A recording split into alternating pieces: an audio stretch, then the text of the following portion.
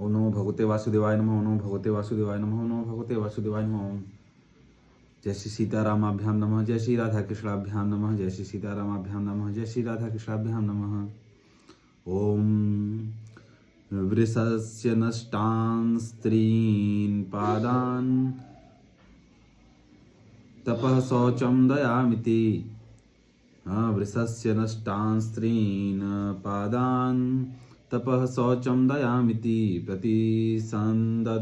प्रतिसंदध आश्वास्य महीम च समवर्धयत। अर्थात राजा परीक्षित ने इसके बाद वृषभ रूप धर्म के तीनों चरण तपस्या, शौच और दया जोड़ दिए और आश्वासन देकर पृथ्वी का संवर्धन किया।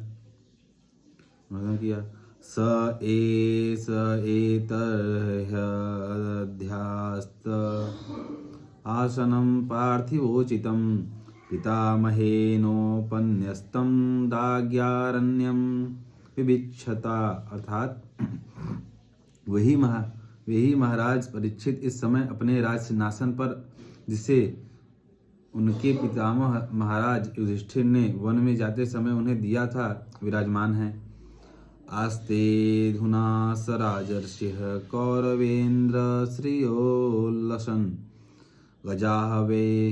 गजावये महाभागश्चक्रवर्ती बृहस्रवाः। अर्थात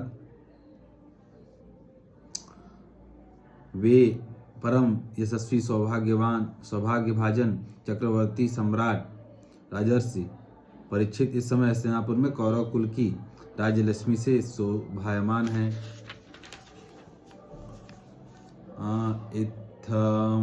इत्थं भूतानुभावो यमभिमन्युसुतो निपः यस्य पालयतः छोड़ीं यूयं सत्राय दीक्षिताः। अर्थात अभिमन्यु नंदन राजा परीक्षित वास्तव में ऐसे ही प्रभावशाली हैं जिनके शासन काल में आप लोग इस दीर्घकालीन यज्ञ के लिए दीक्षित हुए हैं। इति श्रीमद्भागवते महापुराणे पारमहंस्यां संहितायां प्रथम स्कंदे कलिनिग्रहो नाम सप्तदशोऽध्यायः। ओम जय श्री सीतारामाभ्याम नमः। ओम जय श्री राधाकृष्णाभ्याम नमः। अथाष्टादशोऽध्यायः। राजा परीक्षित को श्रृंगी ऋषि का शाप। श्रुतुवाच यो वै द्रोण्यस्त्र विप्लुष्टो न मातुरुदरे नीतः अनुग्रहाद् भगवतः कृष्णस्याद्भुत कर्मणः।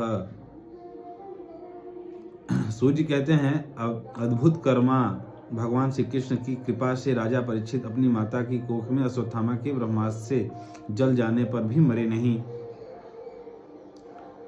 ब्रह्मकोपोत्थिताद्यस्तु तच्छकात् प्राणविप्लवात् न सम्मोहोरुभयाद भगवत्यर्पिताशयः। अर्थात जिस समय ब्राह्मण के शाप से उन्हें डसने के लिए तक्षक आया, उस समय वे प्राण नाश के महान भय से भी भयभीत नहीं हुए, क्योंकि उन्होंने अपना चित्त भगवान श्री कृष्ण के चरणों में समर्पित कर रखा था।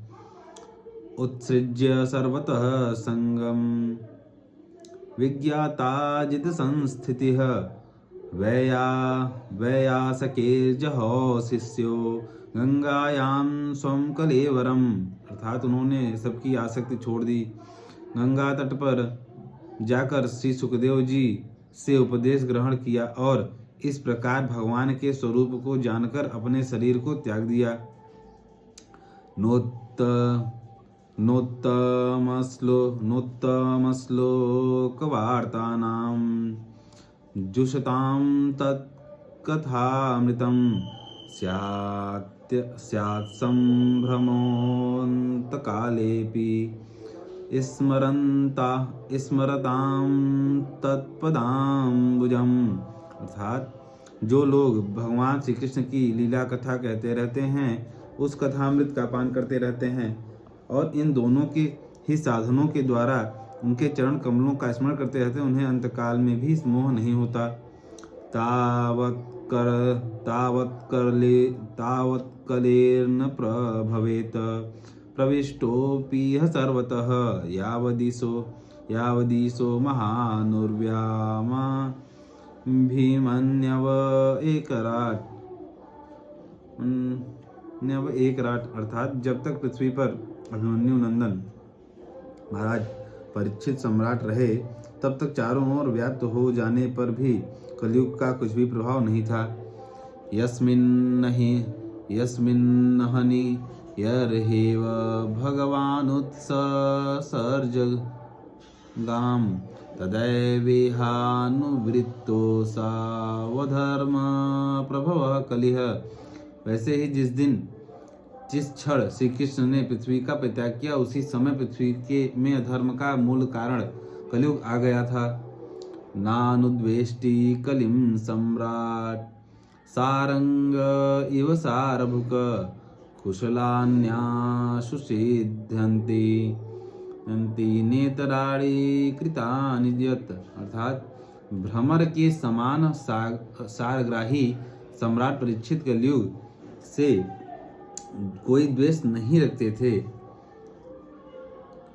क्योंकि इसमें एक बहुत बड़ा गुण है कि पुण्य कर्म तो संकल्प मात्र से ही फलीभूत हो जाते हैं, परंतु पाप कर्म का फल शरीर से करने पर ही मिलता है, संकल्प मात्र से नहीं। किं नु बाले शुशुरेण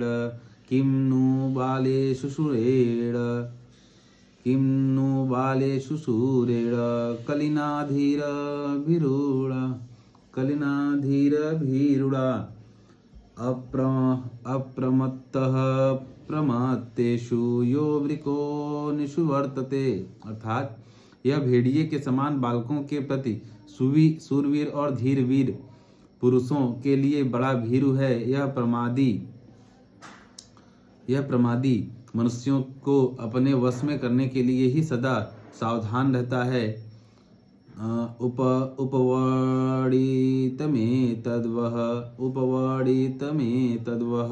पुण्यं पारेक्षितं मया वासुदेव कथोपेतमाख्यानं यद पृच्छत अर्थात सौनकादि ऋषियों, आप लोगों को मैंने भगवान की कथा से युक्त राजा परीक्षित का पवित्र चरित्र सुनाया।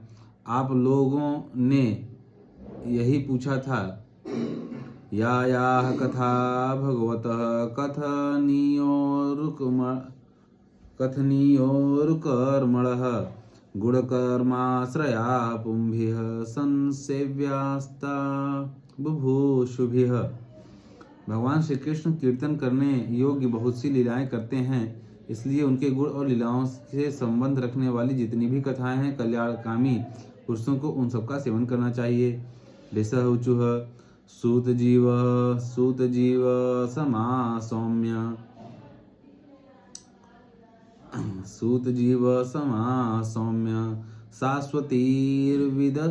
शाश्वतीर्विशदं यशः यस्त्वं संससि कृष्णस्य मर्त्यानामृतं हिनः।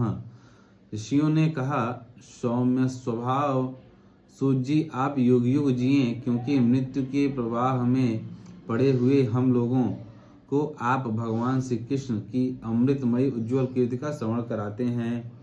बोलिए सच्चिदानंद भगवान की जय। बोलिए श्री सीतारामाभ्याम नमः, श्री राधा कृष्णाभ्याम नमः।